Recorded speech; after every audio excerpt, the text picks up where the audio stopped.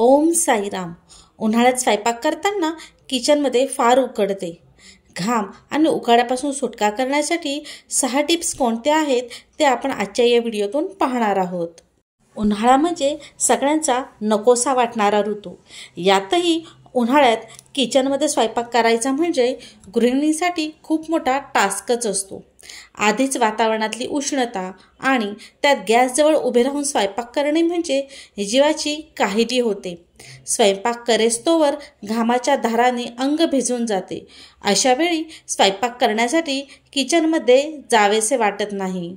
उन्हाळ्यात स्वयंपाक करताना किचनमध्ये गरम होऊ नये, तसेच किचनमध्ये थंडावा मिळावा यासाठी काही सोप्या टिप्स फॉलो करूयात. सकाळी किंवा दुपारी जेव्हा किचनमध्ये थेट सूर्यप्रकाश येत असेल तेव्हा किचनच्या खिडक्या बंद ठेवाव्यात.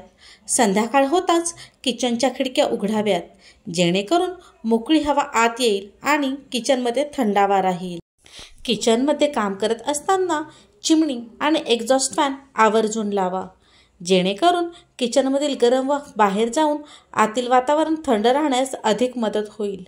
चिमणी किंवा एक्झॉस्ट फॅन नसेल तर किचनच्या खिडकीवर टेबल फॅन ठेवावा, जेणेकरून गरम वाफ बाहेर पडण्यास मदत होईल. कूलिंग स्प्रे तयार करण्यासाठी एका स्प्रे बॉटलमध्ये थंड पाणी घ्यावे. या थंड पाण्यात पुदिन्याच्या पानांची पेस्ट, गुलाब पाणी आणि इसेन्शियल ऑइलचे 4 ते 5 थेंब घालून कूलिंग स्प्रे तयार करावा.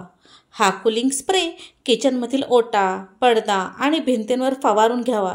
यातील थंड पाण्याने किचनमध्ये थंडावा राहतो.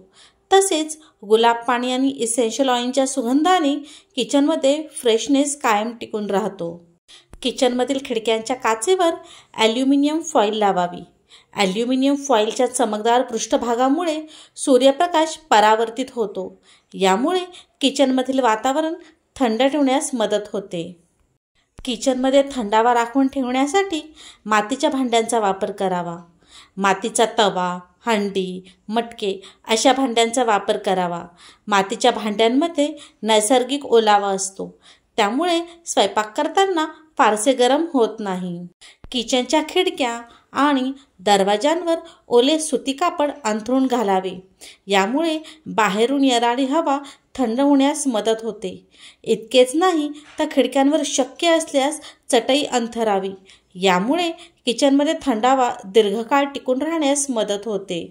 आजचा हा व्हिडिओ जर तुम्हाला आवडला असेल आणि त्यातून तुम्हाला काही नवीन महत्त्वपूर्ण माहिती मिळाली असेल तर माझ्या पल्लवी निलेश फॅमिली व्लॉग्स या चॅनलला लाईक, शेअर, कमेंट आणि सबस्क्राईब करा. थँक्यू. Bye bye.